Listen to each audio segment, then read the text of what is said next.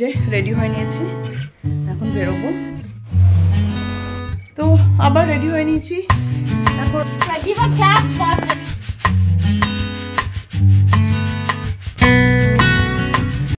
High সবাইকে, good morning. আমিও দিদি চলে এসেছি আবার নতুন একটা ব্লগ নিয়ে। সবাই কেমন আছো? আশা করছি ভালো আছো, আমরাও ভালো আছি। তো আজকে সকালে ওঠার পর থেকে আর ব্লগ শুরু করতে পারিনি। বাবন অফিস বেরোলো, অলিও পড়তে গেল, তারপরে আমারও একটু বেরোনো আছে। আজকে বেরোনো আছে বলতে একটু পার্লার যাবো, একটু হেয়ার হাইলাইট করব। আজকে হাইলাইট করব আর হচ্ছে তোমার কথা বলবো যে ন্যানোপ্লাস্টিয়া বা বুটক্স যদি করাই। যাই হোক, আমি বছরে একবার করে হেয়ার ট্রিটমেন্টটা করাই।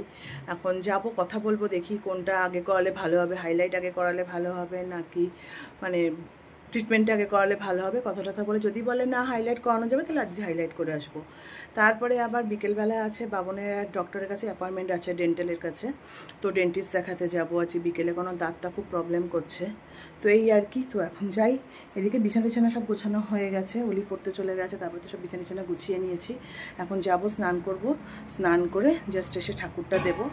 তাই তার মধ্যে অলি এসে যায় ভালো, নইলে চাবি দিয়ে চলে যাব।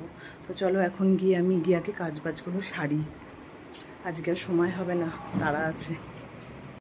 তো আমার রান্না বান্না তো করিনি আজকে কিছু, যা কাজ বাজ ছিল রান্নাঘরে সব করা হয়ে গেছে। বাইরেও এখনও আসেনি। হ্যাঁ ঠিক আছে, অলি ঘরে থাকলে তো অসুবিধা নেই, অলি চলে আসে, বাইরেও আস্তে আস্তে অলি চলে আসবে। তো এখন আমি যাব কি স্নানটা করব, স্নানটা করে যাই, রেডি হই।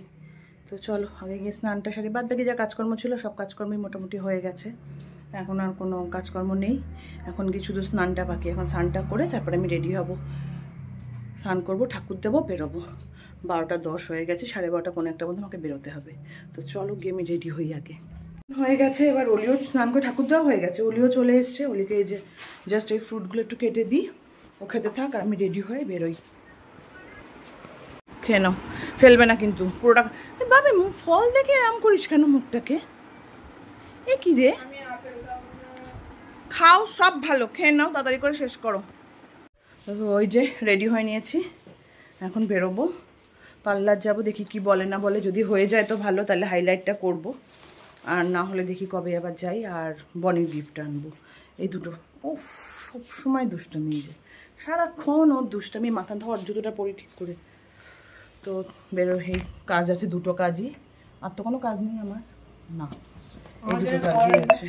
ও রান্না করিনি, আর সময় খাবার নিয়ে আসতে হবে, তাই বললাম আমার জন্য খাবার আনবো। তো চলো চলো বেরোনো যাক।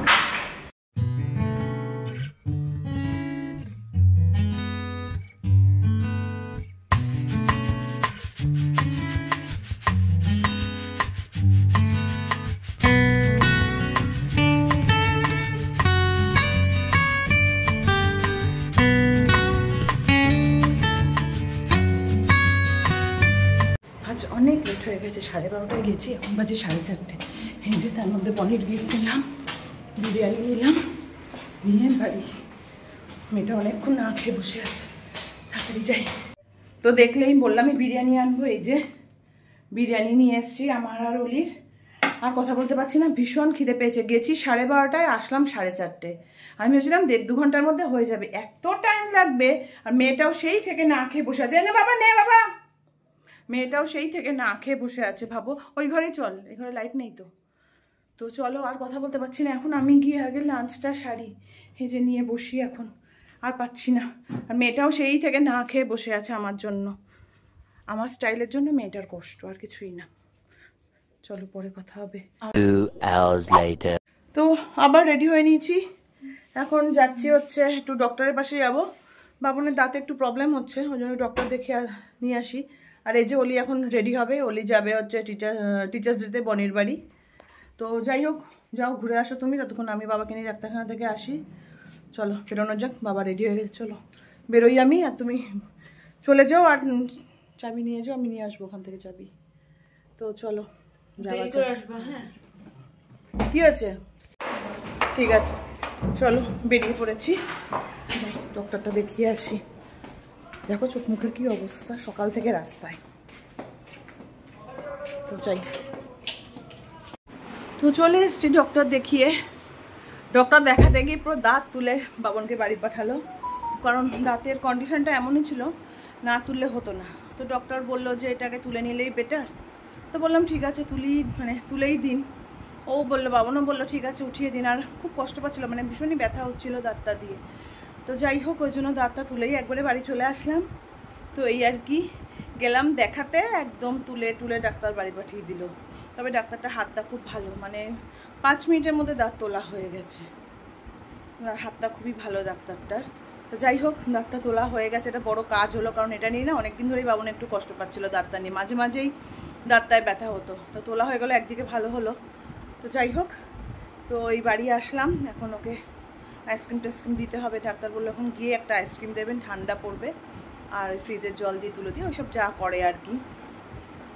তো চলো এখন বাবনের সেবায় লাগি। তারপরে রাতে তো বললো ডালিয়া বা সেদ্ধ ভাত, এখন দেখি কি বানাই। তো এই আর কি। তো চলো এখন গিয়ে, ও গেছে ফ্রেশ হতে গেছে, এখন গিয়ে একটু ওকে আইসক্রিম ব্যবস্থা করে দিই। তারপরে এখন ঠিকই আছে, বাবনের এমনি কোনো প্রবলেম হচ্ছে না। ওই ওষুধ খেলো, মেডিসিন খেলো, যা দিয়েছিল ডক্টর। আর এখন এসছি ডালিয়া বানাবো, রাত্রে ডালিয়াই দেবো আজকে, ভাত টাত আর দেবো না। আমিও খাবো, তা দুজনে আমরা ডালিয়া খেয়ে নেবো আজকে। আর ওলি মনে হয় না খাবে, ওলি টিচার্স যে ওখানে গেছে, কি খায় না খায় জানি না, বলে তো গেছে মনে হয় খাওয়া হবে না, অনেক কিছু খাওয়াবে জানি না। তো চলো আমি ডালিয়া বসাই, আর তোমরা দেখো ওলি ওখানে কি করছে।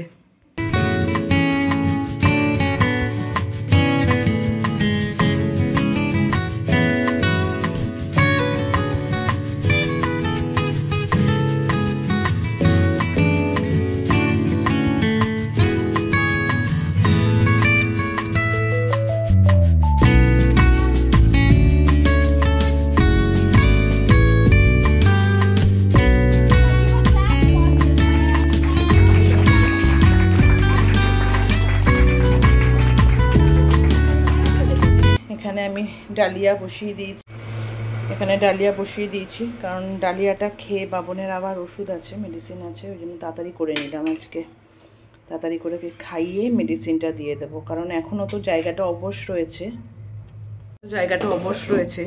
তার আগে যদি খেয়ে নেয়, কারণ ব্যথা উঠলে আর খেতে পারবে না, এটা ব্যথা তো হবে, এটা কাঁচা দাঁত তোলা। তো ওই জন্যই আগে ডালিয়াটা বসিয়ে দিলাম, ওকে খাইয়ে মেডিসিনটা খাইয়ে দেবো।